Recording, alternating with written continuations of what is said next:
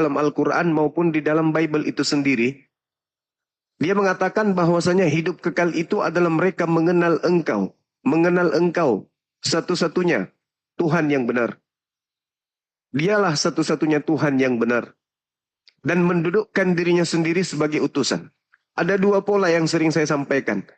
Yang harus dipercaya dan yang harus didengarkan di sini adalah Yesus.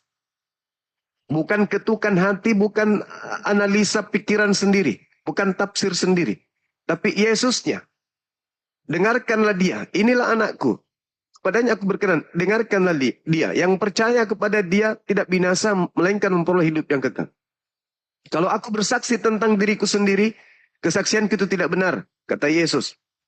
Jadi, lepaskanlah semua kesaksian-kesaksian saudara yang hanya berlandaskan analisa pribadi. Lepaskan itu.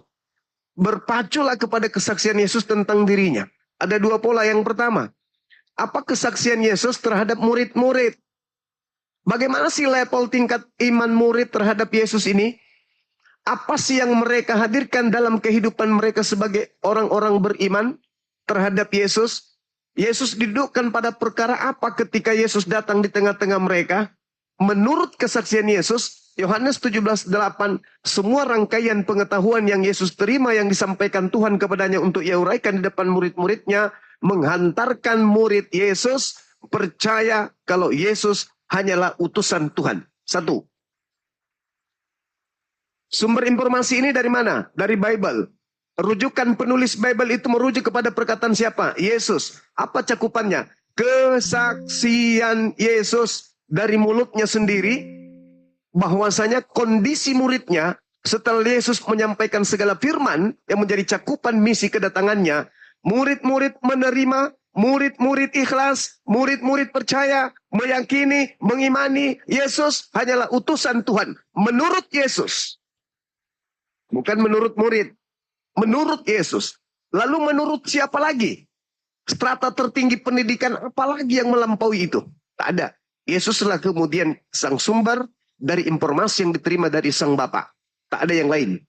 Itu yang pertama. Pola yang kedua. Lalu siapa Yesus menurut Yesus? Bukan menurut tafsir kita. Analisa logika berpikir oleh karena kita Kristen. Bukan. Tetapi pernyataan Yesus itu sendiri, di mana itu cakupan dari instruksi sang Bapa. Dengarkanlah Yesus, percayalah Yesus. Berarti harus merujuk kepada lisan Yesus itu sendiri. Yohanes 5 nomor 36. Ini saya sudah bosan menyampaikan. Apa kata Yesus? Ada kesaksianku yang lebih penting dari kesaksian seorang Jospen. Bahwa segala pekerjaan yang aku lakukan. Pekerjaan itulah yang aku lakukan sekarang. Dan pekerjaan itu adalah saksi dan bersaksi. Bahwa Bapaklah yang telah mengutus aku. Jadi Yesus mendudukkan kesaksian dirinya sebagai utusan Tuhan. Satu. Yesus mendudukkan kesaksian muridnya kalau dirinya juga adalah utusan Tuhan. Rasulullah. Lalu dari mana sumbernya nih? Yesus. Saya mau tanggapi dulu. Kamu jangan ngomong terlalu banyak kamu nih. Habis ini Bang. Habis ini biar dulu Bang Zuma. Habis ini Anda boleh ngomong sampai mulut Anda robek. Dengarkan. Tidak usah Anda terlalu banyak. Ya, setan yang terganggu kalau kita bicara tauhid. Silakan Bang. Masya Allah. Iya. Jadi mau merujuk kepada siapa lagi nih? Merujuk kepada siapa kita ini? Sabar Bang. Kalau nggak tahan masuk di kandang ayam, ribut sama ayam di situ. Dengarkan, kita mau merujuk kepada siapa? Ya udah, silakan ambil alih, silakan.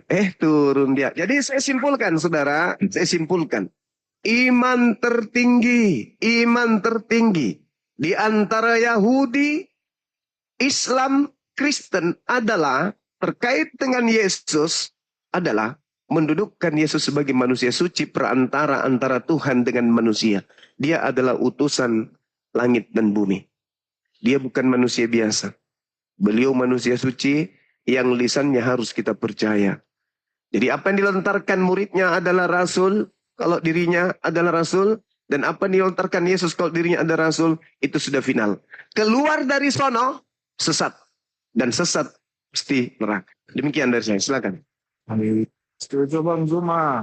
Selain daripada hukum tauhid, hukum Allah itu esa, itu selebihnya itu hukum pengajaran pagan, termasuk Nijus Pen ini, dua Allahnya. Ya kan, Ken, mau ditanggapi, Ken, silakan. Yang tanya ada, Mas Ken. Teman mencoba layar, teman-teman, yuk. Kemudian diulang, jangan lupa juga share koren, teman-teman. Iya, Silakan, silakan. ya. Saya mau ngambil dari ayat aja ya. Saya nggak mau membantah omongannya Unitarian pakai pendapat ya. Tapi saya pakai ayat aja lah sekarang. Perhatikan baik-baik untuk Unitarian ya. Dalam Yohanes 5 tadi udah saya bilang tadi ya.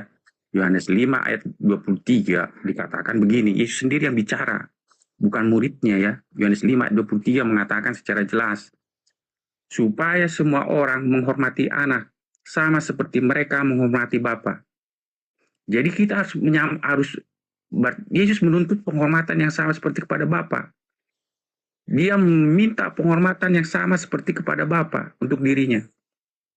Barang siapa tidak menghormati anak, ia juga tidak menghormati Bapa yang mengutus dia. Nah, mengapa Yesus menuntut penghormatan yang sama seperti kepada Bapa?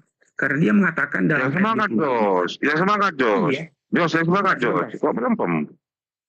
Enggak, bukan melempem. Saya udah belajar berbicara soft spoken sekarang. Beberapa minggu ini. Oke. Sekarang, dalam ayat 26 dikatakan begini. Sebab sama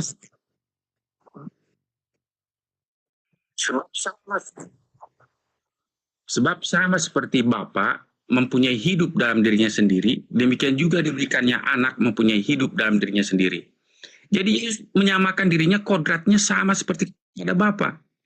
Tidak pernah ada seorang nabi pun, walaupun Musa dalam Keluaran 7 ayat 1 diangkat disetarakan, diangkat sebagai Elohim kepada Firaun, tetapi dia tidak pernah mengatakan kodratnya sama seperti kepada Bapa di surga.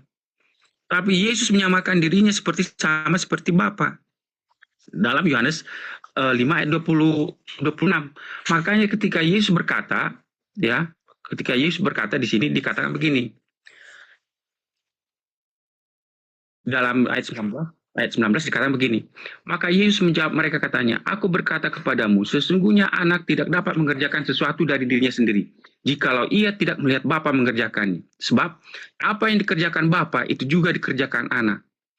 Bayangkan, pekerjaan yang dikerjakan oleh Bapa sebagai Tuhan, sebagai Elohim, dikerjakan oleh anak. Mengapa dia memiliki kemampuan, memiliki kodrat, mengapa dia memiliki pekerjaan yang sama seperti pekerjaan Bapa? Karena dia memiliki kodrat yang sama seperti Bapa. Saya ambil contoh, bagaimana mungkin Donald Trump mampu mengajari gorila, walaupun gorila itu memiliki bentuk fisik seperti manusia, untuk mengatur Amerika. Tidak mungkin. Tetapi Donald Trump mampu mengajari anaknya menjadi pengusaha, menjadi juru bicara, menjadi pengantara, karena dia memiliki kodrat yang sama seperti Donald Trump. Jadi Donald Trump mampu mengajari anaknya karena kodratnya sama seperti Donald Trump, ya. Itu. Tetapi kalau Donald Trump nggak mungkin bisa mampu mengajari gorila untuk menjadi menjaga administrasi Amerika, nggak mungkin. Jadi itu umpamanya. Jadi sama seperti Musa. Musa walaupun dia adalah diangkat oleh Elohim sebagai Elohim untuk Firaun, tetapi Musa nggak bisa mengerjakan pekerjaan Bapa di surga. Ya, itu bedanya. Jadi jangan kita katakan Yesus itu nggak memiliki kodrat ilahi yang sama seperti Bapa. Yesus sendiri dalam Yohanes 5 menyatakan siapa dirinya. Makanya terjemahan LAI membuat judul, ini judul buatan ya, membuat judul kesaksian Yesus tentang dirinya. Jadi dalam pasal 5 Yohanes itu mengatakan siapa Yesus menurut Yesus. Jadi kalau kita ingin memahami siapa Yesus menurut Yesus, baca Yohanes 5. Itulah makanya kitab Yohanes ditutup dalam Yohanes 20 ayat 31 dikatakan begini. Yohanes 20 ayat 21 dikatakan begini ya, 30. Dikatakan begini, memang masih banyak tanda lain yang dibuat Yesus di depan mata murid-muridnya yang tidak tercatat dalam kitab ini. Tetapi semua yang tercantum di sini telah dicatat supaya kamu percaya bahwa Yesuslah Mesias, Anak Allah. Kitab Yohanes mencatat bahwa ditujukan supaya menyatakan bahwa Yesus adalah Anak Allah, bukan satu-satunya Allah yang benar. Tetapi mencatat bahwa Yesus itu adalah Anak Allah. Jadi ini adalah kata penutup. Dan ini merupakan bagian dari kata pembuka. Ingat, biasanya para penulis kitab Yahudi menulisnya itu antara pembuka dengan penutup itu hampir sama, baru sampai ke tengah. Itu namanya kiastik ya, model kiastik. Makanya Yesus dalam Yohanes tadi dia sebentar terakhir sebentar. Jangan potong Ibu. Terakhir, sebentar. Makanya dalam Yohanes 1 ayat 14 dikatakan begini, firman itu telah menjadi manusia dan diam di antara kita, dan kita telah melihat kemuliaannya. Kemuliaan apa? Yaitu kemuliaan yang diberikan kepadanya sebagai anak tunggal Bapa. Penuh kasih karunia dan kebenaran. Jadi dibuka dengan sebagai anak tunggal Bapa, ditutup sebagai anak tunggal Bapa. Itu jawaban saya. Terima kasih. Yohanes 17:3, Jospen. Menurut kamu itu gimana? Yohanes Saya sudah bahas, baik. Sebentar. Baik. Ya Bunda, Saya mau jawab dulu, Bunda ini. Jangan lupa potong dulu Unitarian. Nah, Yohanes 17 ayat 3 ya. Baik, perhatikan baik-baik. Inilah hidup yang kekal itu, yaitu bahwa mereka mengenal Engkau satu-satunya Allah yang benar dan Yesus Kristus yang telah Engkau utus. Itu betul. Makanya di sini dikatakan gelar Bapa di surga itu adalah satu-satunya Allah yang benar. Ya, satu-satunya Allah yang benar, bukan dua, bukan tiga. Dan kemudian diposisikan Yesus sebagai apa? Mengenal Yesus Kristus yang telah Engkau utus. Yesus itu utusan, tetapi ingat, utusan dalam hal sebagai apa? Seperti saya bilang tadi, dalam Yohanes 1 ayat 14 dikatakan begini, Yohanes 1 ayat 14. Firman itu telah menjadi manusia dan diam di antara kita, dan kita telah melihat kemuliaannya. Tadi kemuliaan Bapa di surga itu menurut Yohanes 17 ayat 3 adalah satu-satunya Allah yang benar. Tetapi kemuliaannya Yesus itu sebagai apa? Yaitu kemuliaan yang diberikan kepadanya sebagai anak tunggal Bapa. Kalau bahasa Indonesia yang selengean dibilang begini, anak satu-satunya Bapa. Itu kalau bahasa Inggris menuliskannya begini, King James Version ya. Dan firman itu telah menjadi daging dan tinggal di antara kita, dan kita telah melihat kemuliaannya, yaitu kemuliaan sebagai sebagai artinya sang satu-satunya yang dilahirkan dari Bapa. Jadi Yesus itu adalah satu-satunya yang dilahirkan dari Bapa, bukan dua, bukan tiga. Makanya Roh Kudus itu bukan keluar dari Bapa sebagai Allah, bukan, tapi dia itu adalah tenaga. Ya silakan, terima kasih. Berarti Bapa adalah anak itu sendiri. sebentar ya Bunda. Gerunda, mungkin Gerunda langsung. Beri pencerahan ini. Tapi boleh Bang Arif. Oh, oke, lanjut. Iya. Jangan disenggol-senggol Jaspen, karena setiap disenggol pasti panjang lagi nanti. Lanjut. Iya, itu ya Bang Jemaah. Makanya Jospen, kamu pahami apa yang dilahirkan. Nah, dilahirkan itu bukan Bapa beranak, lahir Yesus. Makanya kamu baca itu 1 Korintus 15 ayat 27. Jangan kamu samakan kodrat Bapa dengan kodrat Putra. Karena segala sesuatu yang dimiliki oleh Yesus itu adalah pemberian dari Bapa. 1 Korintus 15 ayat 27. Segala kuasa ditaklukkan di bawah kaki Dia, tetapi Dia tidak termasuk di dalamnya. Jadi yang memberikan itu adalah Bapa. Jangan kamu menyamakan kodrat yang memberi dengan yang menerima, itu jelas sekali berbeda kodratnya, Jospen.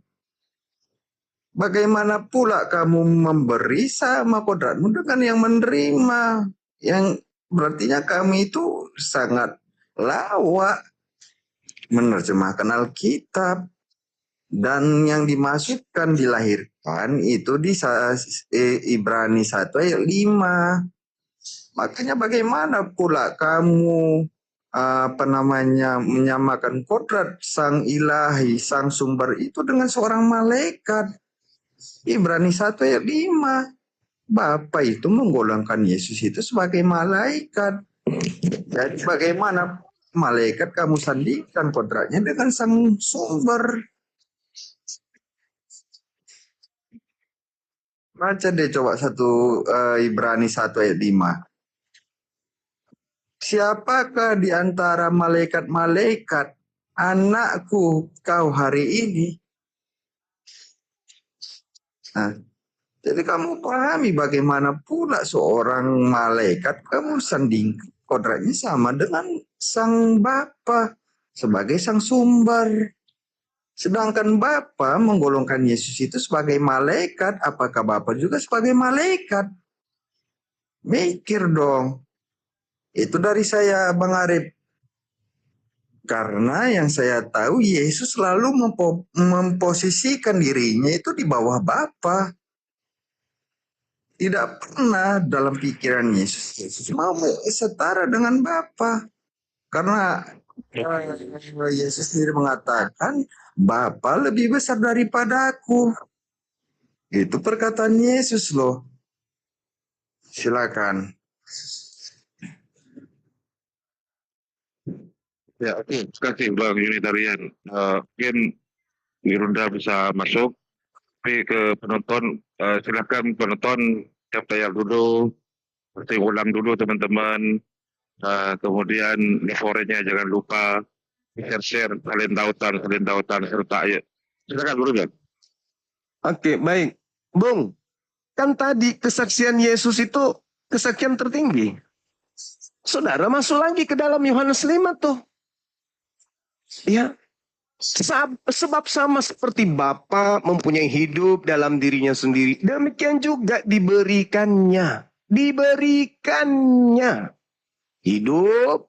Si anak ini mempunyai hidup dalam dirinya sendiri. Dua entitas yang berdiri sendiri hidup pada posisi sendiri-sendiri. Yang satu maha hidup, satu cuman hidup. Kenapa cuman hidup? Karena hanya diberikan. Yang satu pemilik hidup, sang maha hidup. Makanya data selanjutnya dikatakan apa? Dia menghakimi sebab dia diberikan penghakiman itu. Dan dia berbuat kemudian menghakimi sebab dia adalah manusia. Kekuatan penghakiman diberikan kepada Yesus sebab dia manusia. Itu ucapan Yesus tuh. Aku diberi untuk memberikan penghakiman. Sebab aku ini adalah manusia. Jadi Yesus tidak bisa melakukan apa-apa selain apa yang oleh Tuhan kepadanya. Maka Yesus itu bukti bahwa dia tidak sehakikat dengan Tuhan. Coba baca data 27-nya. Apa yang dikatakan itu? Dan Bapa telah memberikan kuasa kepada Yesus untuk menghakimi. Karena aku Yesus adalah anak manusia. Selesai sebenarnya di situ. Jadi ketika Anda membawa data Yohanes 5:26, ingat yang tadi Yohanes 17:8. Segala firman. Jadi bukan cuma comot-comot firman. Segala firman termasuk yang tadi. Sebab sama seperti Bapa mempunyai hidup dalam dirinya, demikian juga anak diberikannya hidup dalam dirinya sendiri dan seterusnya. Semua itu masuk dalam rangkaian segala firman. Bukan cuma satu-satu comot-comot sana sini, bukan. Tapi segala firman, termasuk aku dan Bapa satu. Siapa yang melihat aku melihat Bapa. Kemudian makananku adalah melakukan pekerjaan dari Bapa. Siapa yang menolak aku sama menolak Bapa. Itu sama. Semua dalil telah diberikan oleh Yesus, dalil-dalil itu. Dan ending setelah murid menerimanya, Yesus hanyalah utusan Tuhan. Tapi kenapa saudara Jospen memahaminya? Dia Tuhan. Karena itu tadi. Anda terjebak dalam pengajaran Helenisme. Anda terjebak ajaran politeisme. Di mana memang, maaf, di Kristen itu memang ada pengajaran-pengajaran politeisme yang berbaur masuk ke dalamnya. Makanya dalam 2 Petrus 2 dikatakan begini. Sebagaimana dahulu di tengah-tengah umat Tuhan muncul nabi-nabi palsu, demikian juga sekarang di tengah-tengahmu ada penyesat yang memasukkan pengajaran-pengajaran yang membinasakan. Catat itu. Jadi kalau saudara Jospen mendudukkan perkara Yesus itu masih dianggap juga setara dengan Tuhan, atau Yesus itu dianggap sehakikat dengan Tuhan, itu disebabkan kan adanya pengajaran-pengajaran palsu tadi yang masuk ke dalam tubuh pengajaran Yesus, bercampur aduk dia di sana, sehingga ada kekuatan yang menginginkan Yesus itu menjadi Tuhan, meskipun Yesus sendiri bersaksi, segala firman telah aku sampaikan, muridku telah menerimanya, dan muridku percaya bahwa Bapaklah yang telah mengutus aku. Mengutus aku itu artinya bukan Bapa, tapi utusan. Adapun ketika dia mengatakan, sama seperti Bapa memiliki hidup dalam dirinya sendiri, maka anak juga memiliki hidup dalam dirinya sendiri, kan diberikan. Mana mungkin makhluk yang diberikan hidup, sehebat apapun dia, bisa sehakikat dengan yang memberi hidup. Gitu loh saudara Jospen. Kembali kepada pola awal. Siapa yang harus kita rujuk? Kepada siapa kita harus merujuk iman ini? Kepada Yesus kah? Atau kepada tafsir-tafsir kita sendiri? Yesus dengan gamblang mengatakan, hidup kekal, mengakui dirinya sebagai rasul utusan Tuhan. Satu-satunya Tuhan yang benar, yang mengutus dia. Jangan dicampurkan lagi masuk Yesus di situ, sesat kita jadinya. Yang namanya satu-satunya itu tidak ada alasan untuk membongkar itu. Tidak ada kekuatan untuk menghancurkan satu-satunya itu. Memasukkanlah kemudian Yesus di sana. Nempel Yesus di situ sebagai ikut-ikutan juga sebagai satu-satunya. Kapan Yesus ikut di situ, maka gagal hidup kekal. Kenapa? Sudah gugur satu-satunya. Hidup kekal itu maksudnya apa? Masuk surga itu, hidup kekal di surga adalah mengenal Bapa satu-satunya Sang Tuhan. Yesus utusan. Jadi tolong buang jauh-jauh itu. Kalau Yesus itu sehakikat, Yesus itu sederajat Tuhan, buang jauh-jauh. Enggak ada itu. Yesus mengatakan hidup kekal, mengenal Tuhannya Yesus satu-satunya Tuhan. Titik. Sejago apapun Yesus, seseksi apapun dia, jangan pernah kau setarakan Yesus dengan Tuhan yang satu-satunya itu. Kapan saudara menyatukan Yesus dengan Tuhan yang satu-satunya tadi, Anda tidak memperoleh hidup yang kekal. Dan saya pastikan Anda adalah anti Yesus, anti Kristus. Demikian.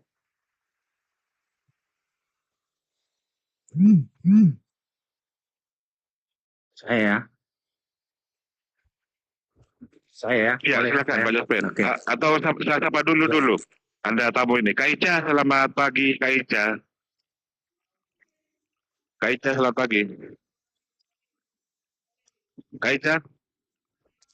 Oh, pas belum monitor mungkin. Ya silakan Jospen, lanjut dulu. Ya, baik. Kalau saya ya dan Sedikit dulu. Yang mengampuni dosa itu siapa itu? Yang bisa mengampuni dosa, saya tanya. Nah, saya Ini mengenai saya dulu. Tuhan langit dan bumi. Yang mengampuni dosa itu siapa? Tuhan langit dan bumi, pencipta Iya, langit dan bumi siapa yang telah itu? menciptakan Yesus. Yesus bisa mengampuni dosa, berarti dia Tuhan Tidak langit ada, dan bumi. tidak ada dalilnya Yesus mengampuni dosa, itu nggak ada. Loh, kamu baca di Markus 2 ayat 5 itu. Coba kamu baca di Markus 2 ayat 5. Oke, silakan. Markus 5. Markus 2 ayat 5 itu. Oke, kita bacakan teman-teman, biar saudara ini paham. Izin yang lain ya. Anda yang tidak paham. Ketika Yesus melihat iman mereka, berkatalah ia kepada orang lumpuh itu, "Hai anakku, dosamu sudah diampuni." Saya bisa juga mengatakan itu kepada Patah leher kau. banyak. Bohong. Saya juga bisa mengatakan itu kepadamu banyak. Saya Wahai Isoni, kepala Semua kau sepau, dengar. anakku, dosamu sudah diampuni. Aku juga bisa ngomong begitu. Esoni manusia tanpa kepala. Kau betul-betul Dosamu kau dengar telah saya ngomong. diampuni. Udah. Kau dengar saya ngomong. Silakan. Boleh kau Boleh. Oke, Suma. Kau baca, kau yakin bahwa firman Allah itu lebih besar dari pikiranmu? Itu dalil yang tertulis dan saya tidak pernah mengakui Markus itu tulisannya firman Tuhan. Ini kamu jawab dari pertanyaan saya. Saya tidak pernah mengakui Markus itu murid Yesus. Dia pengarang bebas, wartawan lepas. Dalil Catat itu data, kamu tidak percaya, oke? Kamu tidak percaya data. Saya tanya kamu sekarang ini. Saya tanya kamu Suma. Ya, Apakah kamu Isin yang punya lain. pikiran akal itu bisa melebihi pikiran Tuhan? Saya tanya kamu dulu. saya katakan ini jawaban saya nih. Loh, Tuhan jawab saja, Anda Suma, bertanya. jawab saja. Anda bertanya, Iya. saya menjawab. Oke. Iya. Tuhan tahu kapasitas akal saya sebagai manusia sehingga Tuhan menciptakan, membuat sebuah keadaan supaya akal saya sampai kepada kebenaran mutlak akan dalil-dalil Tuhan. Catat itu. Catat itu. Anda punya akal, Anda terima itu dalil, Anda terima itu yang sudah tertulis. Kenapa Anda lagi? Saya ulang lagi, Tertulis izin. data yang benar, data yang akurat. Izin teman-teman. Saya ulang lagi, saya baca. Itu artinya sekarang saya bawa kamu dulu ke Sabar. kebenaran. Saya Sabar. bawa kamu. Sabar. Saya mau bawa Saya kamu. bacakan Sudah dalilnya. bicara dari tadi, sekarang Saya baca dalil. Saya baca dalil lagi. Saya baca Baca dalil dulu. dulu. Saya mau arahkan kamu dulu. Ketika Yesus melihat iman mereka, berkatalah Yesus kepada orang lumpuh itu. Berkatalah Yesus kepada orang lumpuh itu, "Hai anakku, dosamu sudah diampuni." Tidak saya katakan, dosamu telah aku ampuni. Enggak. Dosamu telah diampuni. Jangankan keadaan. Sabar sedikit, Bang. Jangankan keadaan seperti ini. Tuhan lo lagi disalib aja dia mengatakan apa? Bapak, ampunilah dosa mereka. Katakan buat kamu Suma, dengar Sebab mereka tidak tahu kamu apa yang datang Anda mereka saja kamu kerjakan. bohong. Tuh. Oke, saya mau bilang buat kamu. Yesus di atas tiang salib aja. Ya. Silakan Bang, silakan. Jawabannya simpel, Sony. Gantian Bang Sony, ya. Saya mau minta Suma untuk membaca. Suma tolong baca dulu ya di 2 Petrus 1 ayat 20 dan 21. Coba dibaca. Dia yang bersaksi tentang diriku yang mengampuni itu Bapa. Ya. Saya mau katakan Anda baca dulu di 2 Petrus 1 ayat 20 dan 21. Oke, apa bacaannya? Silakan. Iya, apa bacaannya? Iya, baca itu saya arahkan. Yang terutama Kamu dong baca. harus kamu ketahui ialah bahwa nubuat dalam kitab suci tidak boleh ditafsirkan menurut kehendak sendiri. Ya, Sebab betul. tidak pernah nubuat dihasilkan oleh kehendak manusia, tetapi oleh dorongan Roh Kudus. Orang-orang berbicara atas nama Theos. Sudah Sekarang, kenapa Anda menafsirkan? itu ngomong Justru saya kembalikan ke Anda. Kembalikan ke Anda. Kenapa Anda mentafsirkan jelas Markus sudah 2? berkata Tuhan mengampuni dosa, dia itu Allah. Kamu bagaimana? Aduh, Kenapa Anda mentafsirkan? Kenapa Anda mentafsirkan Gini Markus aja, 2 Bang nomor Juma. 5 itu sebagai ucapan sebagai Yesus yang mengampuni? Kok kamu bilang tatap? Sony, supaya kamu paham ya, supaya Coba kamu paham. gantian dulu Sony. Gantian dulu Sony. Sedikit Markus ya, 2 supaya aku jelaskan. Markus 2 nomor 5 ada nggak Yesus mengatakan dosamu telah aku ampuni? Saudara, Sony, supaya kamu paham ya. Bukan Saudara, hanya Markus Yesus 2 yang nomor 5. mengampuni. ada nggak Yesus di mengatakan aku mengampuni? Tapi semuanya itu berasal daripada Bapa, bukan murid. Udah lanjut.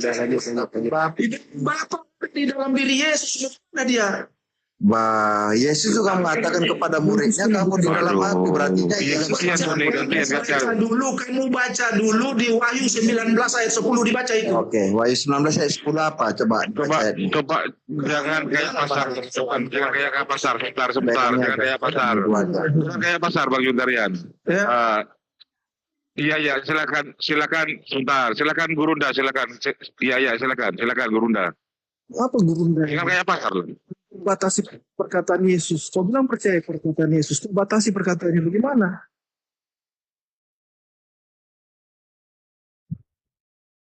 Oh, itu jelas Yesus perkataan. Kalau dari Yesus punya mulut mau apa lagi?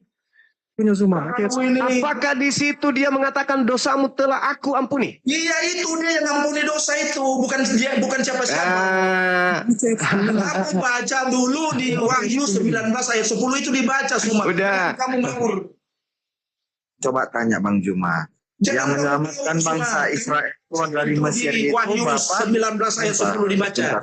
Sebentar. Supaya aku aja sama kamu. Kamu nih logikanya itu blow on. Jadi aku harus lurusi kamu dulu ini. Supaya kamu paham makna kata saliat, kamu pahami dulu deh. Kalau kamu membahas tentang Yesus. Jadi kalau kamu dikatakan Yesus, aku tidak bisa berbuat apa-apa tentang diriku. Tetapi dia yang mengutus aku, dia yang bersaksi tentang diriku. Sama hal seperti murid Yesus mengampuni dosa. Bukan murid Yesus yang mengampuni, tetapi melalui perantara dari muridnya, dosa manusia itu diampuni oleh Bapa. Ayat 10-nya, saya baca ini ayat 10-nya. Ayat 10, Markus 2 ayat 10. Silakan. Saya baca supaya jelas Silakan ini. baca dong. Ini, kalau kamu persis sama Yesus, kamu sendiri membatasi. Dari mana Kamu saya mau percaya? membatasi?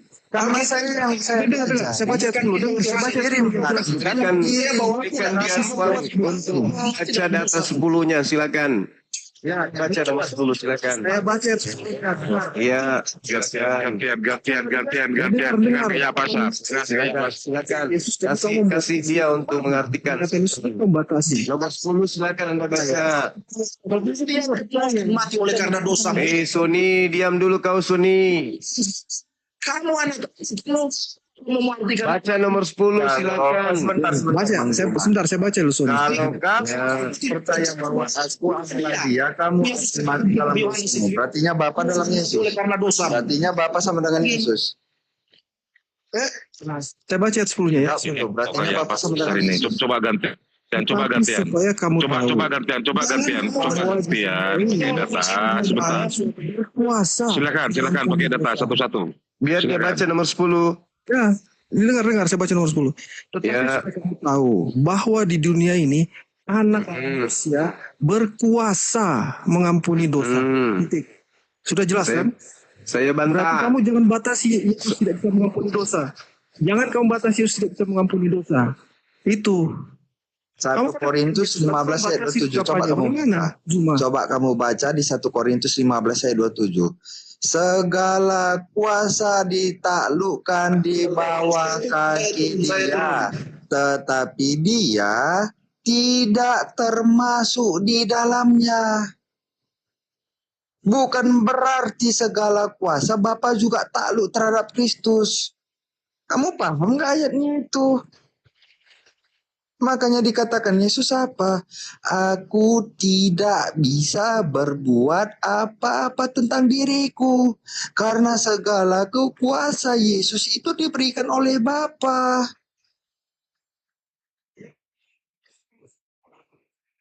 Nah, masalahnya kamu mengatakan bahwa Yesus mengampuni. Sedangkan yang mengampuni itu Bapa. Melalui perantaranya Yesus. Ya sudah, berarti sama aja kan Yesus juga bisa mengampuni. Melalui dengan oleh. Ini tulisannya kamu baca. Kamu tahu nggak pahamnya kata melalui dengan oleh? Melalui sama saja itu. Artinya Yesus itu berkuasa. Kalau Yesus bahasa Indonesia dari mana kamu oleh sama melalui itu sama artinya? Sebenarnya kamu memahami Yesus kayak gimana sih? Kamu bilang kamu percaya sama Yesus, tapi kamu membatasi ucapannya. Kan Yesus menurut dari pemahaman saya adalah nabi, adalah manusia ciptaan pertama Bapa. Dia tidak setara dengan Bapa. Dia nggak setara dengan Bapa. Betul. Dia adalah Tuhan, bukan Tuhan. Kamu bilang nggak bisa mengampuni dosa. Dia berkuasa kok mengampuni dosa, itu ada tulisannya langsung dia mengucapkan itu. Terus kamu batasi ucapannya. Makanya kamu batasi melalui. Kamu tolol. Gini. Supaya kamu paham ya, kata melalui ya. Saya tanya kamu ya. Yang mengeluarkan bangsa Israel itu Allah atau Musa? Ya Allah lah melalui Musa. Lah Masalahnya apa? alam Yesus keliru saya sama masalah di seperti situ. Yesus Maksud saya kalau kamu percaya kepada Yesus, jangan kau batasi ucapannya. Bapa. Ucapan Yesus itu lugas, terang, eksplisit. Jangan kau batasi. Begitu kau batasi, kau ngomong kosong, bilang percaya. Bukan saya yang membatasi, saya dari tadi membaca Alkitab loh, bukan pendapat saya. Maksudnya Zuma itu, jangan Coba gini membatasi. aja Bang Unitarian. Saya boleh bicara. Ya iya. Bang Unitarian coba di dulu biarkan dengan Bang Zuma. Ya biarkan dengan Bang Unitarian di mute dulu. Mia. Bang Unitarian. Baik. Silakan Runda. Udah Zuma jelasin, jangan kau batasi Zuma. Iya, izinkan saya ngomong. Iblis menyesatkan manusia itu dengan menggunakan satu alat ampuh bernama Bible. Bible itu senjata iblis untuk menyesatkan manusia, dan Bible itu senjata. Bahas Bible Diam dulu. Gantian kita.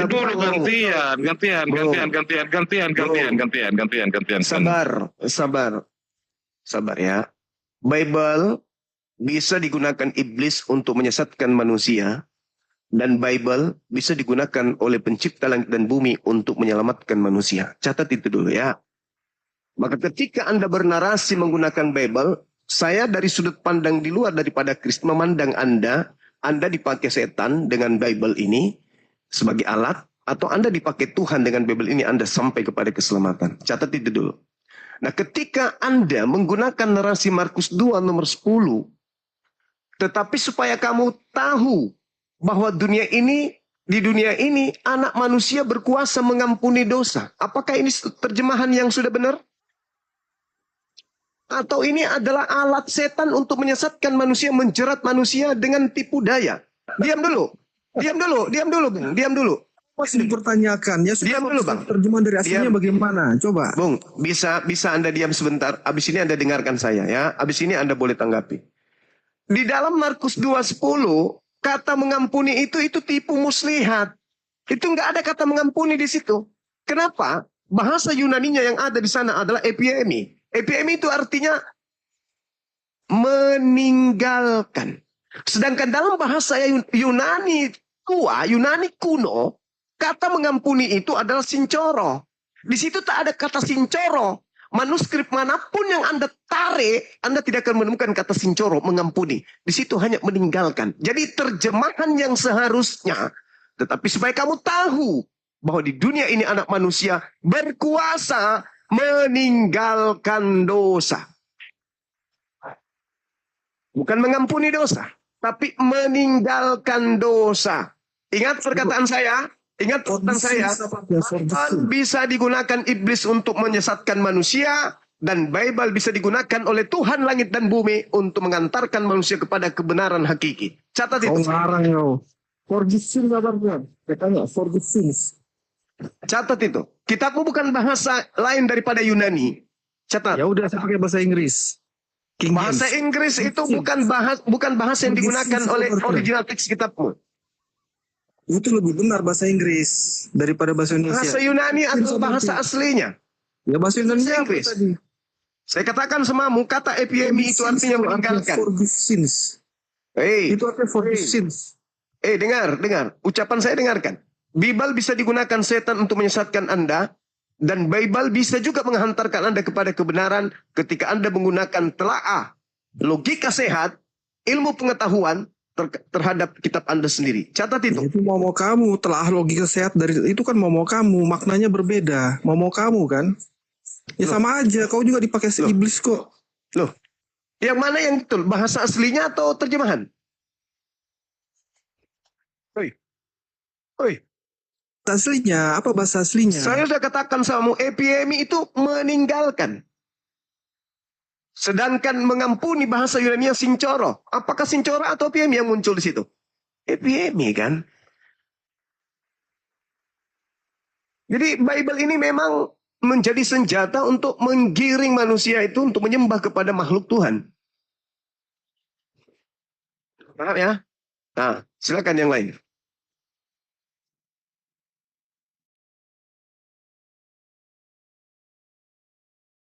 Terjemahan originalnya. Lanjut.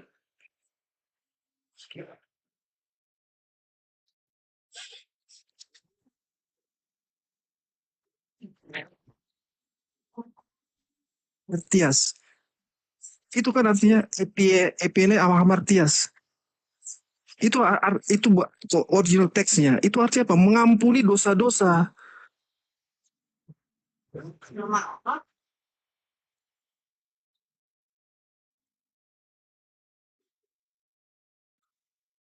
Oh, kau aja ngarang semua. Kau itu pakai pengertianmu sendiri, makanya nggak nyambung. Ini artinya nih. Kalau iblis ya, kau yang dipakai iblis. Bang, ini artinya bang. Epienai hamartias. Ini. Mengampuni Ini. dosa-dosa. Ini dia Yunaninya. Besar sedikit, besar Ustadz, aku bukan moderator. Biar saudara kita ini tahu bahwa ya Bible dipakai setan untuk menyesatkan mereka. Ustadz, Ya sudah, jangan bahas Bentar. itu. betul sabar lah bang. Standar ganda, goblok sekali. Orang standar ganda itu goblok. Tahu Mama, nggak? sabar. Nah ini ya EPM. Sabar Setan, dulu bisa lah, kau kita bahas, buktikan bisa dulu kau bahas. biar kau ini bang, tenang dulu ya. EPM ini original. Aku pergi meninggalkan nih. Bukan mengampuni. Ini originalnya. Saya ambil dari sini ya, original teks Bible ini ya. Nih. Saya ambil dari sini ya. Ini saya baca langsung nih, lengkap nih. Saya baca langsung nih. Dengar nggak? Ini data ini. Betul, bang. Ini data ini nih. Sekian essay. Bang. Ini EPN kan ini. Bang. Ini kita lihat ya. Bang, 863. Nih. Kan di sini 863 nih. Mengampunkan kan? Bisa mengampun 863 kan? Mengampunkan ini, mengampuni. Ya, kan Bible sering direvisi nih 863 nih. 863. Kita klik ya artinya ya. Terjemahkan. Apa terjemahannya teman-teman nih? Aku pergi, ya kan? Nih. Jadi kau itu bang, disesatkan oleh, ya gimana dong nih? Bukan mengampuni. Oke, lanjut. Itu original Bible loh.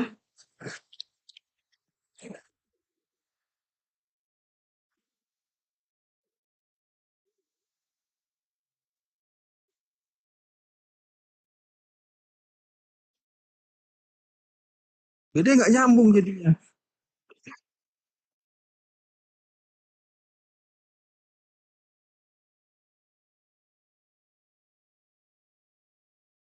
Sudah dibilang dia diberi kuasa. Menurut Yesus, dengar.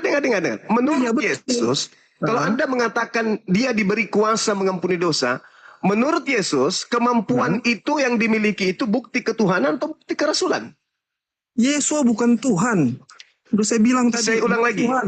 Saya ulang lagi, Bung. Nah, Yesus mengampuni dosa menurut kamu, itu bukti ketuhanan atau bukti kerasulan? Menurut Yesus. itu bukti bahwa dia Mesias. Saya ulang lagi. Nah, inilah cara iblis menyesatkan. Luruskan hatimu, Sudah lembutkan dibilang hatimu. Yesus itu Mesias. Dengar. Menurut Yesus, Nah, dia mengampuni dosa, itu bukti kerasulan atau bukti ketuhanan? Menurut Yesus. menurut Yesus. Coba Ya. kau cari. Coba cari teksnya. Yohanes 5 nomor 36.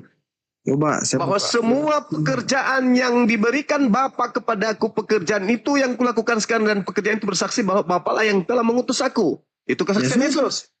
Iya, diutus Mesias. Oke, Itu kan Mesias. berarti mengampuni dosa menurut Anda itu bukti ketuhanan atau bukti kerasulan? Bukti kerasulan lah. bukan Alhamdulillahirrabbilalamin. Ya udah, nggak usah ngotot. Lanjut yang lain.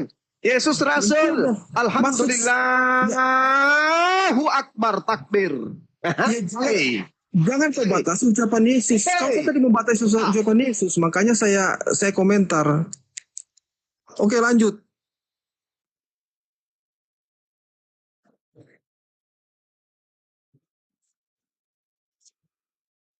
Silakan, Ren atau Kak Ica mau masuk, Kak Ica? Kak Ica. Aku Yesus Rasul. Udah.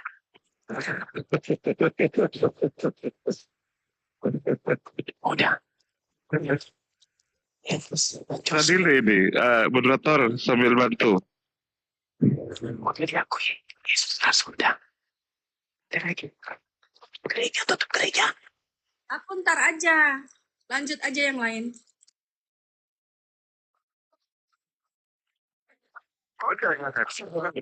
Ayo.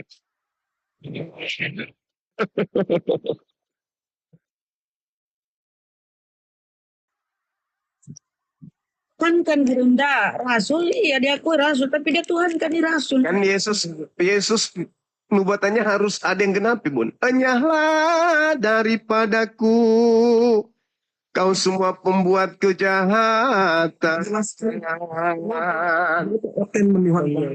Ini saya Iya jelaskan. dong, harus Ini dari bergenapi, sejarah, harus ya. ada yang diusir. Udah tahu Rasul masih dituhankan. Kopak. Itu saya jelaskan kenapa dia dituhankan. Itu bukan atas pernyataan Yesus sendiri. Nah, dengar dulu Keputusan si Penatua konsili. mau ngomong.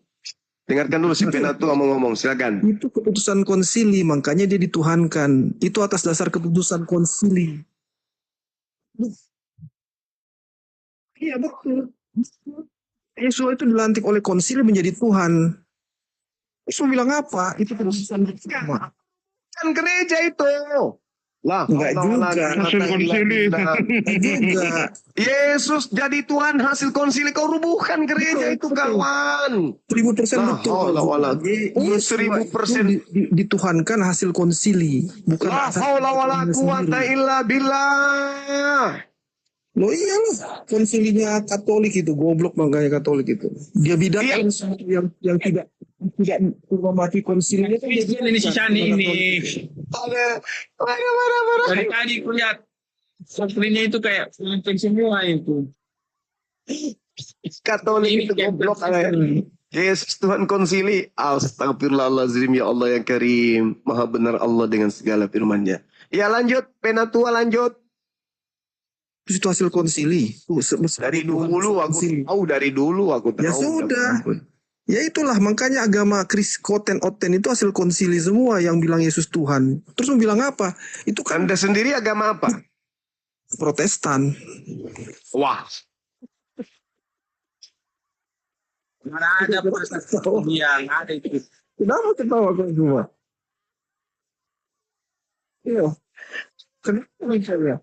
Saya nggak mengakui Mana mau Protestan dia mengakui kalau Yesus itu Tuhan lantikan konsili, mana mau? Iya, karena mereka sudah Ini bukan Protestan kayaknya, Anda ini Prosesan kayaknya. Nggak ada itu. Pernyataan termahal 2026 adalah pernyataan saudara. Yesus adalah Tuhan lantikan konsili. Dan Betul. Katolik itu goblok karena telah melantik Betul. Yesus menjadi Tuhan. Betul? Betul. 1000% betul. Wah.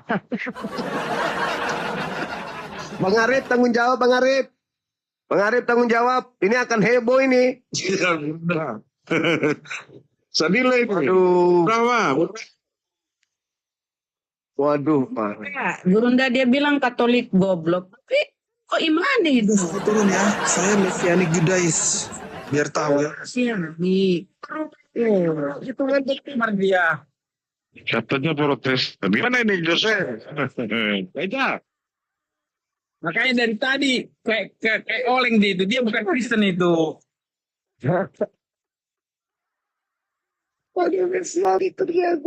Lanjut.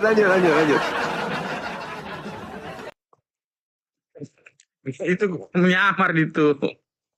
Bangke itu. Dari tadi kulihat udah berbeda jauh itu. Nah sekarang ya jawab bagian saya dulu ya. Saya ingin Dia Kristen. Dia tiap malam naik ke komal saya, Josen. Semalam naik ke komal saya. Kemarin juga naik ke komal saya itu. bisa itu 10 tahun orang ngaku-ngaku Kristen tapi bukan Kristen itu. Ngaku-ngaku aja itu. Nah baik. Bagi saya Yesus itu memiliki kodrat ilahi sama seperti itu, seperti Bapa. Karena ini ya, Yesus sendiri yang mengatakannya itu ya. Di dalam Yohanes 3 ayat 16 ya. Yohanes 3 ayat 16 dia sendiri yang mengatakan itu ya. Yohanes 3 ayat 16. Karena ini ucapan Yesus ini ya. karena begitu besar kasih Allah akan dunia ini sehingga ia telah mengaruniakan anaknya yang tunggal. Nah, kata anaknya yang tunggal ini, kalau bahasa Yunaninya di sini dikatakan begini, ya. Monogenes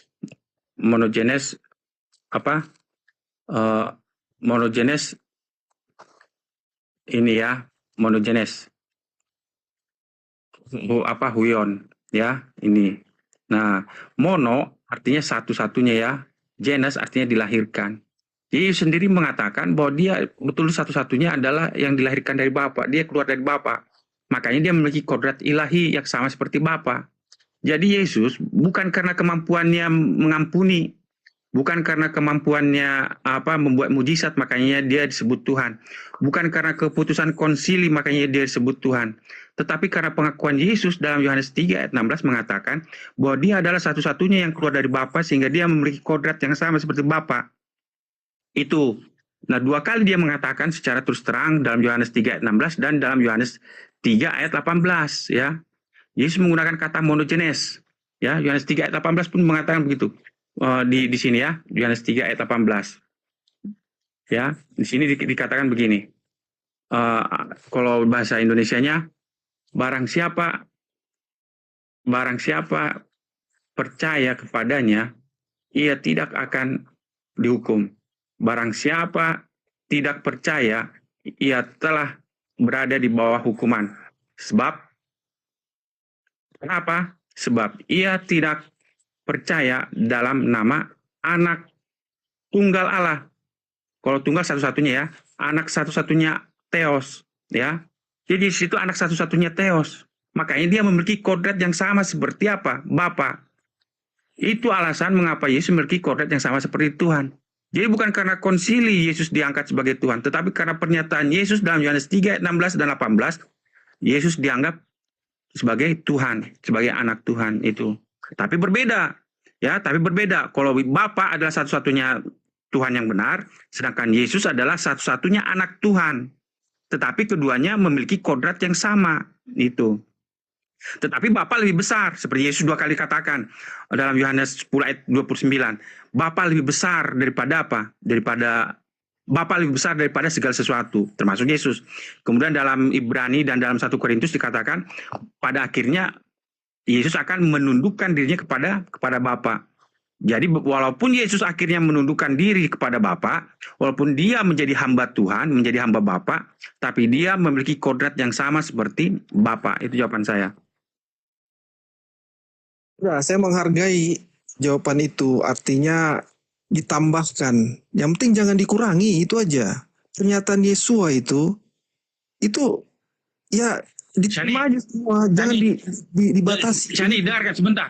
Dengarkan Sani. Kamu bela imanmu. Jangan kau berpura-pura menjadi Kristen. Jangan berpura-pura kau karena dari tadi saya mendengarkan selama 30 menit pembicaraanmu. Semuanya kamu benarkan semua. Kamu seperti antara Unitarian, antara RT06, antara manalah semuanya. Kau akui semuanya. Akhirnya ujung-ujungnya kau maki-maki ketuhanan Yesus. Jadi maksud saya, tahankan imanmu. Kalau kamu tidak mengakui Yesus sebagai Tuhan, jangan kau di awal kau bilang kau akui Yesus sebagai Tuhan, pada akhirnya kau tidak akui sebagai Yesus sebagai Tuhan. Itu maksud saya. Jangan kau malu dan imanmu. Kalau kau malu, nggak usah kau naik ke atas. Malu udah jelas tadi saya bilang. Tidak ada masalah malu nggak malu di sini. Sudah jelas saya bilang kan. Yesua itu Mesias, Ramasya. Titik. Kalau misalkan kau mau artikan itu Tuhan, silahkan. Mau ditambahin dari ayat dari manapun silahkan. Yang penting jangan dikurangi kayak si Zuma ini, dia kurangi. Sudah ada pernyataan Yesua langsung. Aku bisa mengampuni kok, diberi kuasa. Dia bilang nggak bisa. Ya nggak lucu kan. Maksud saya itu. Jadi saya menghargai seluruh denominasi Kristen. Saya hargai semua. Begitu.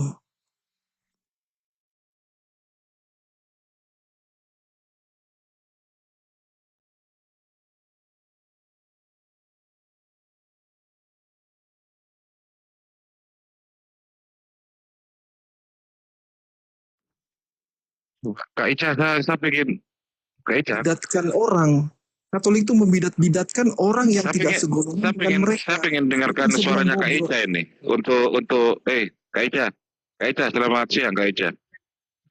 Saya pengen mendengar suaranya Kak Ica, bantahnya Kak Ica, gimana? Silakan, kalau mau masuk silakan. Aku nanti aja Ustaz. Nanti aja. Ini kan aku nggak berani. Ibaratkan kita kan Nggak denom lagi deh Ustaz.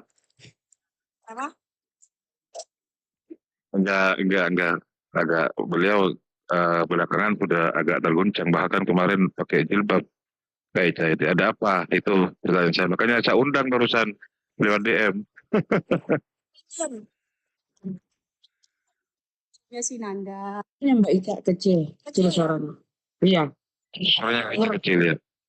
Iya, waktu aku di tempat Nandar, kan aku pakaiannya kan ya selayaknya pakaian biasa kaos. Cuman dia bilang, Ica aku masih normal, aku nafsu.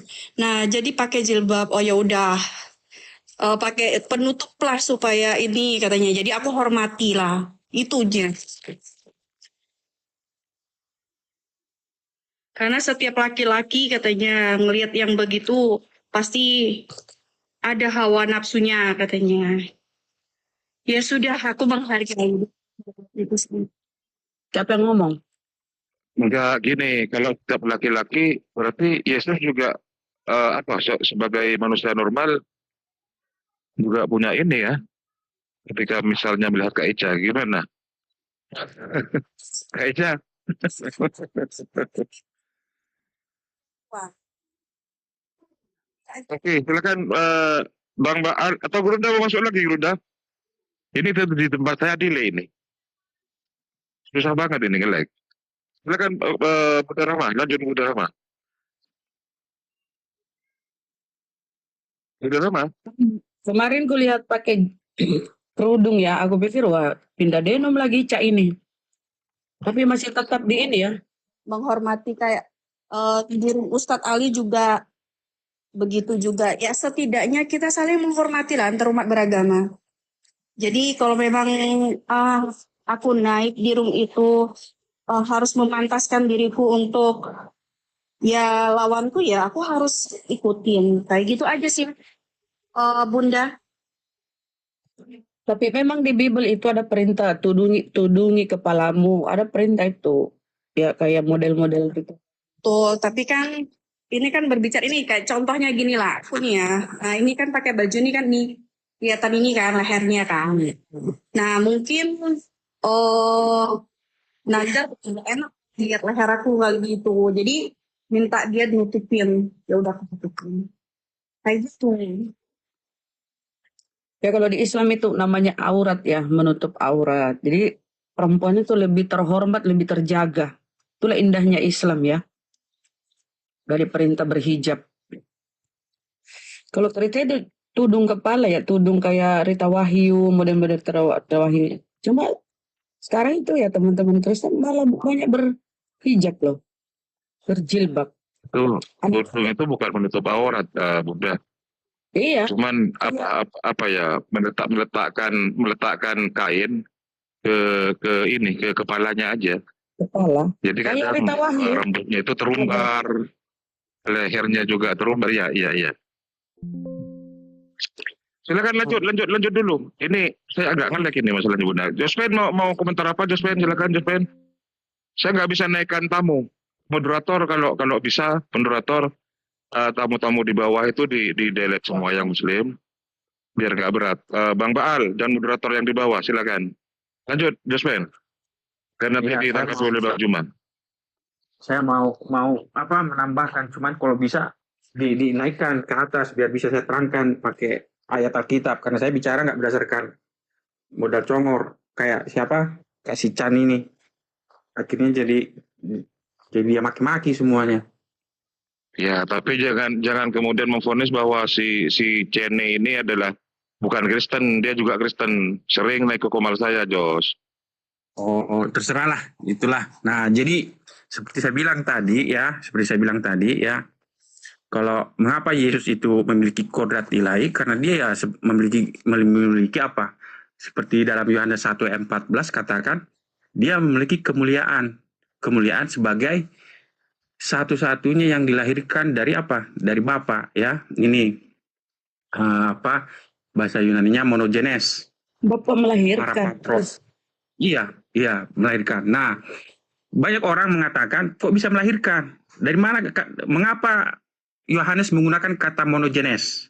Ya, kata monogenes kita bisa jumpa di Lukas 17, di Lukas 7 ayat 12. Lukas 7 ayat 12 mengatakan begini. Ya, kalau bahasa Indonesianya begini. Setelah ia dekat pintu gerbang kota, ada orang mati diusung keluar. Anak laki-laki, anak tunggal ibunya.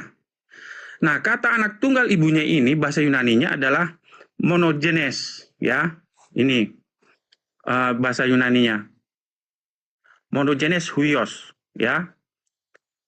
Monogenes huios, artinya satu-satunya anak, ya, satu-satunya anak ibunya. Mono artinya satu-satunya, genes artinya satu-satunya. Jadi kata monogenes yang digunakan kepada Lukas 7 ayat 12 kepada anak ibunya ini digunakan kepada Yesus sebagai anak Bapa, ya. Kemudian dalam Lukas 8 ayat 42. Dalam Lukas 8 ayat 42 pun digunakan kata monogenes. Karena anaknya perempuan yang satu-satunya, ya. Nah, itu pun menggunakan kata monogenes. Lukas 8 ayat 42. Ini monogenes. Oke, dikit Jospen. Oke, coba kau jelaskan bagaimana kau memahami Bapak melahirkan, coba. Oke. Nah, kata melahirkan, ya, kata melahirkan atau memperanakan artinya dia keluar dari Bapa. Keluar dari Bapa, ya. Artinya dia adalah yang keluar dari Bapa. Dia berasal dari esensi internal dari Bapa itu sendiri. Makanya dalam Ibrani 1, ya. Ibrani 1 ayat 3, ya, ia adalah cahaya kemuliaan Allah dan gambar wujud Allah. Kata gambar wujud Allah kalau bahasa Yunaninya ini hipostasis. Makanya dia memiliki satu kodrat dan Bapa, satu hipostasis dan Bapa.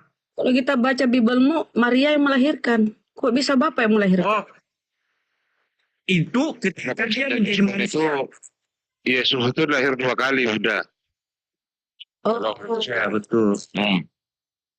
Oh, gimana ceritanya itu? Bisa lahir 2 kali? Sebentar.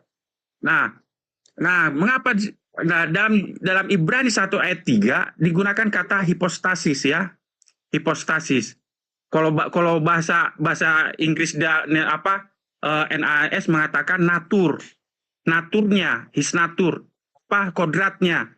Makanya Yohanes 1 ayat 1 menggunakan kata theos. Karena dia adalah satu-satunya theos yang berasal dari Bapa. Makanya dia memiliki kodrat, natur, memiliki hipostasis yang sama dengan Bapa.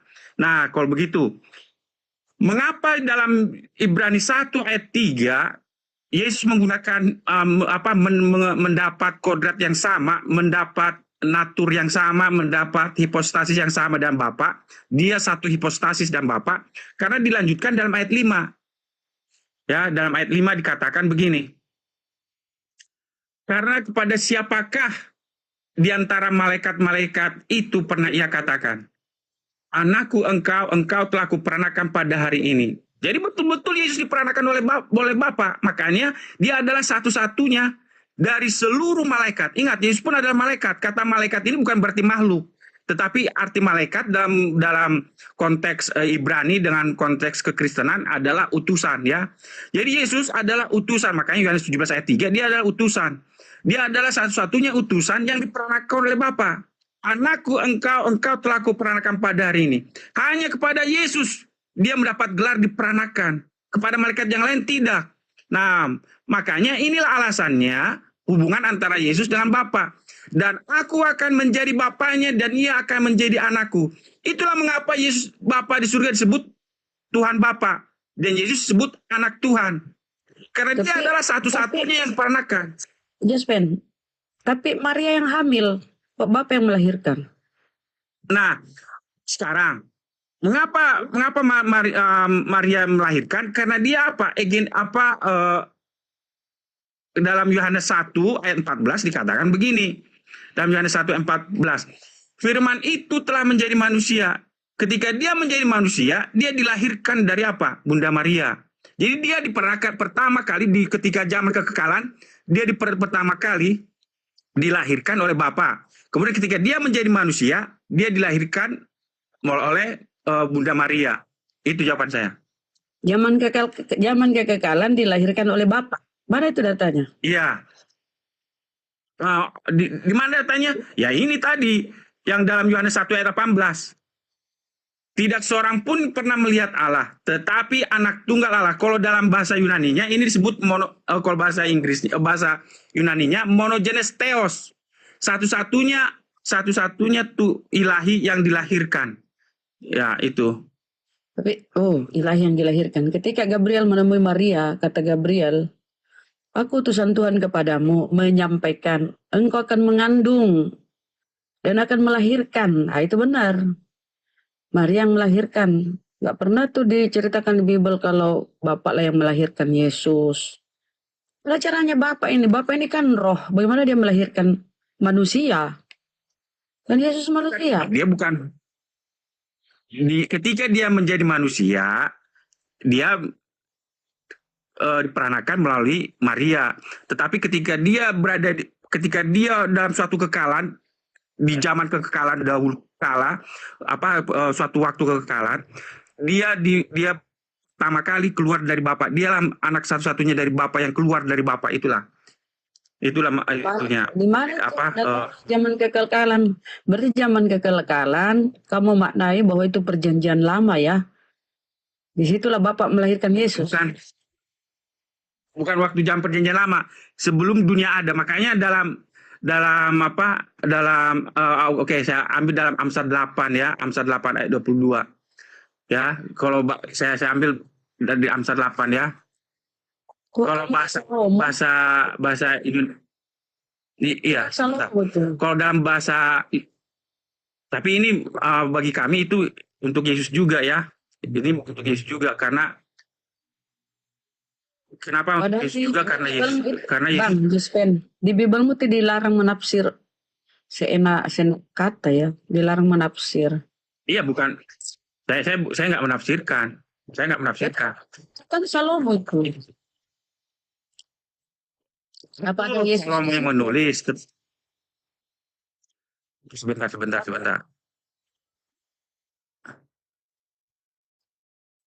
Tapi Salomo menulis itu untuk Yesus. Ini lihat 1 Korintus 1:24. Tetapi untuk mereka yang dipanggil, baik orang Yahudi maupun orang bukan Yahudi, Kristus adalah kekuatan Allah dan hikmat Allah. Jadi Yesus itu adalah hikmat, sokma dalam Amsal. Jadi untuk menafsirkan Amsal 8 ayat 22, Amsal 8 ayat 22 ditujukan kepada hikmat. Jadi itu adalah digunakan kepada Yesus. Kalau kita baca perkataan Paulus, Yesus itu adalah ciptaan. Dalam Kolose berapa? Kolose 1 ayat 15. Yesus adalah ciptaan yang pertama. Oh, baik. Ya, data dulu ya. Baik, begini ya. Baik, ini ya. Kolose 1 ayat 15. Ia adalah gambar Allah yang tidak kelihatan. Ya, ingat, dia adalah gambar Allah yang tidak kelihatan, yang sulung, lebih utama dari segala yang diciptakan. Kalau bahasa Yunaninya ini adalah prototokos, ya, prototokos. Mengapa Yesus sebut prototokos? Karena di ayat selanjutnya dikatakan ayat 16. Karena di dalam dia. Itu dulu. Segala yang diciptakan. Tuh baca itu. Dia adalah lebih utama dari segala yang diciptakan. Berarti dia diciptakan dong. Walaupun dia utama, tetap dia diciptakan. Terus, kenapa Anda bilang dia dilahirkan oleh Bapa? Ada diciptakan tuh. Baik. Kan ini, dengarkan. Karena di ayat 16, kan di ayat ini, ayat 16, ayat 15 ini, lebih utama dari segala yang diciptakan. Perhatikan. Lebih utama dari segala yang diciptakan. Jangan segalanya Bang, diciptakan. Iya, kan saya udah baca. Saya nggak lewatkan itu. Perhatikan baik-baik. Saya ulangi dari atas. Ia adalah gambar Allah yang tidak kelihatan, yang sulung, lebih utama dari segala yang diciptakan. Kan artinya lebih utama dari segala yang diciptakan. Ya, apapun namanya, tetap dia diciptakan. Apapun narasimu saudara, dia tetap diciptakan, bukan dilahirkan oleh Bapa ya. Masa roh melahirkan manusia? Bukan roh melahirkan manusia. Ketika dia sebelum jadi manusia, preeksistensi Yesus itu adalah ilahi. Makanya dalam Yohanes 1 ayat 1 ya saya Jadi diciptakan loh. seperti Mana ilahinya dia, coba ilahinya. Apanya yang ilahi nih Yesus, Bang? Apanya? Apanya yang ilahi Yesus? Makanya dalam Yohanes 1 ayat 1 dikatakan begini, pada mulanya adalah firman. Sebenarnya ini hologos, sang logos. Sang logos itu bersama-sama. Ini sebenarnya prostonteon, di hadapan. Sebenarnya ini pros ini di hadapan, di hadirat. Di hadirat sang Bapa, ya, sang teon. Dan di sini theos, ya. Sebenarnya ini disebut duluan di sini, baru ini ke sini. Dan theos dan sang ilahi adalah sang logos. Jadi itu. Nah, makanya kenapa dia sang logos ini memiliki sifat ilahi? Di ayat 2. Makanya digunakan kata ganti ketiga tunggal. Iya. Jadi kata firman ini digantikan di ayat 2 menjadi kata iya.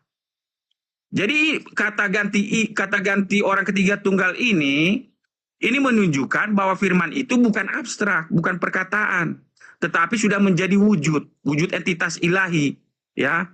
Wujud entitas ilahi yang bersama-sama dengan teon. Nah, iya pada mulanya di hadirat sang teon. Nah, Coba ini. Jadi apa? Sehingga kau menyamakan dia sama dengan Tuhan, ya. Host, Besari dulu izin. Besari, kita baca dulu Bang Jospen ini, ya. Moderator, saya ini lagi nge-lag delay. Kasih moderator, izin Ustadz kasih moderator. Nah, kalau kita lihat ya saudara. Ini sudah ya. Ini Jospen, saudara yang baik hati ya. Ini Bible abad 17 ya. Abad 17 nih. Ini belum direvisi ya. Pada mulanya itu ada yang